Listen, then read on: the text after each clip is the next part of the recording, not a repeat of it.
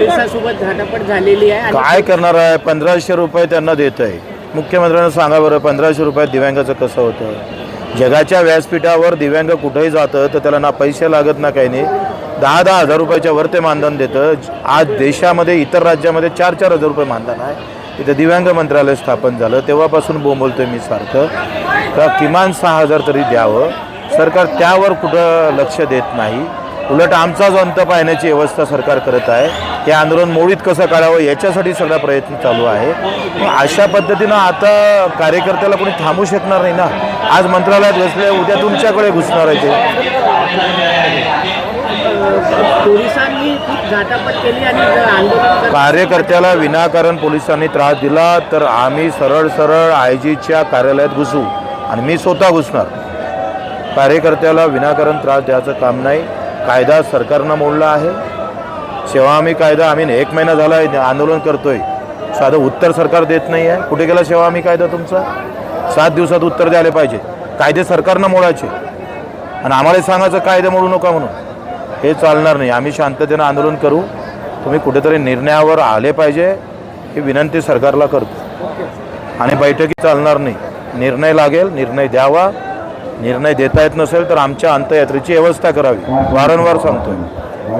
बावनकुळे असे म्हणतात की बच्चू कडू कार्यकर्ते कायदा हातात घेतात. कायदा तुम्ही मोडला ते पहिले बोला. ते पालकमंत्री आहेत, त्यांना पण पत्र दिलेलं आहे.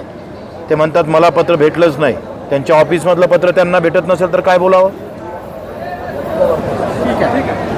उपचार घेण्यासाठी विनंती केली परंतु बच्चूभाऊ उपचार घेण्यासही नकार देतात.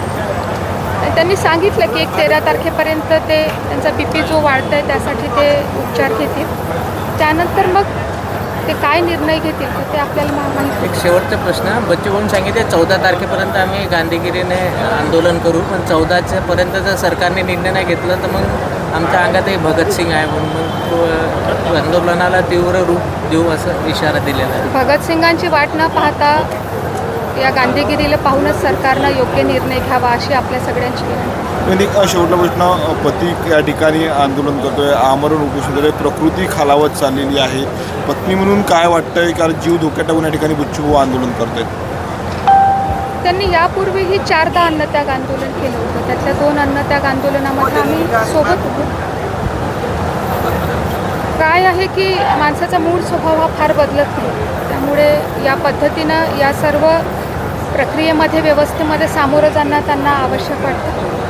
तर आपल्या सर्वांच्या शुभेच्छा आहे. सामान्य माणसाचा आशीर्वाद आहे. यातून काहीतरी चांगली फलनिष्पत्ती होईल असा विश्वास आहे.